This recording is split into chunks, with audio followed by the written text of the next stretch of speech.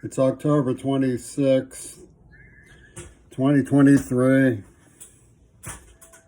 during the extermination campaign of Hitler Israel over Gaza. Bobby Kennedy continues to say nothing. As I pointed out earlier today,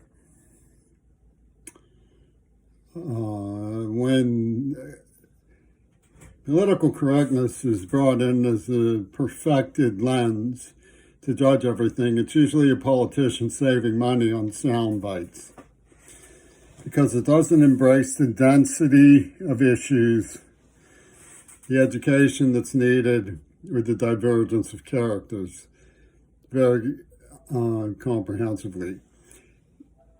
And not surprisingly, Bobby's buddy, black man from Coney Island in Hollywood, announces, "Yo, stop looking to be understood and learn to understand." Wow, that's groovy. That puts the whole tempest in a little teapot, doesn't it? That's what that means. That's what they don't want understood. Because if it was you asked to be understood, this would complicate things for the perfected political correctness lens that saves money by reducing moral code, moral credit to a soundbite. I'll give you a good example of what they don't want understood, because it's too complicated, it's too real, it's too important to do anything but understand and accept that it will be negated and it will not be addressed. No.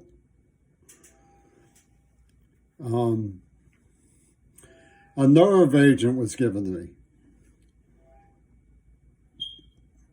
And the Hebrews played a devil at the ear, angel at the ear game of do you want some, do you not want some? Well, the dirty Jewess lavished me with her vagina in my face. Rubbed it in my face. Night after night for months after months. Do you want some, do you not want some? And I said, are you suggesting I should rape you? To these angels and devils. She was still a virgin. Not a single bruise. Not a threat. And yet they said I was shrill. I was Shirilla. I was a Shirilla sounding letter writer. Myron Cope. And they negated in favor of what they call plastic reality. That a nerve agent had been given to me experimentally as part of the experiment that this girl was mongering, with a little cheering section. They don't want that understood. They want the paper shredder instead. Now, it's here to understand and accept. You're to understand and accept, and they taunt other people who they've demanded understand and accept. They say, these other people have understood and accepted everything but your refusal to understand and accept. So, hey.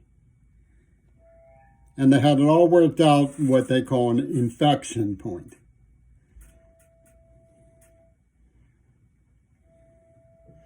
We're at an infection point, says Joey Gabidon on high.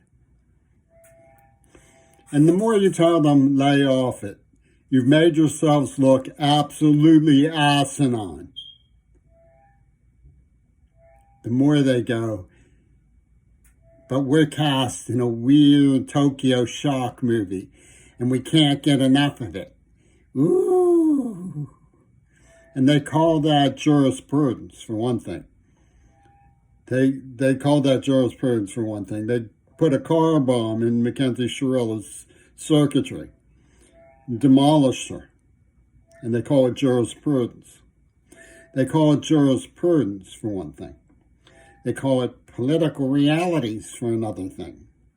The Gestapo in Congress, Mike Johnson and his chums, are going to turn Gaza, a flim-flam surrogate for a state of dispossessed people, into a parking lot, they say. And we're not supposed to hear the echoes of Goebbels. When I hear the word culture, I reach for my gun. When I hear the word Palestine, he reaches for his gun.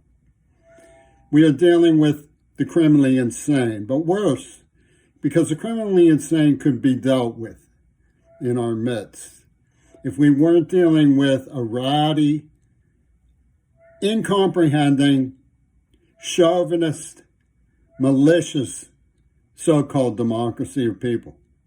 That's what really galls me. So there's many things that you can say about Bobby Kennedy's scampering up the tree and saying nothing about Israeli genocide, and all of the questions about what really happened there and why and how. Well, you see Piers Morgan. Piers Morgan gets on there and he has a nifty Piers Morganism he plays on everybody. He brings up someone from Palestine, somebody from Egypt, somebody from Hamas, somebody from Jordan, and he says, listen to them say the horrible things, catastrophic injuries being inflicted on the children of Palestine, bombing of hospitals and so forth, and the experimental weapons that we don't even have identified yet. White phosphorus, on the targeting of family residences. He says, you have the right to say that. Let me ask you a question. Do you denounce Hamas? And everybody's trapped by his rhetorical ploy. And he goes, I'm so neat, can you believe it? I trapped them all in my neat rhetorical ploy. Nobody says, wait a minute, you're a reporter, right? Do you support or denounce the assassination of a Palestinian journalist? Do you support or denounce the assassination of a Palestinian journalist? And all of the other outrages that were committed against thousands and thousands of innocent Palestinians before Hamas arguably reacted because they're caught in his rhetorical ploy. So I again answer. I am not convinced that the issue of what Hamas did is relevant. They didn't do it in our name. What Israel is doing, they're doing in the name of the United States of America. My name is older in this country than Harper's Magazine, the oldest publication in America. And these boneheads of self-righteousness, claiming to be national authorities because of their patriotism, dare to have the audacity to attack a root family name from Plymouth Meeting as though it's nothing, while whining about liberals burning the flags in protest, whining and whimpering. They go after the heart of American cultural establishment.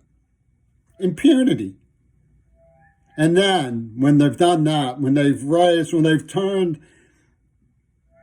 the Pilgrims into a parking lot, the Pilgrim legacy into a parking lot, they turn on everything that we hold dearest, such as humane treatment for the Palestinians. And needless to say, they're going to turn that into a parking lot too.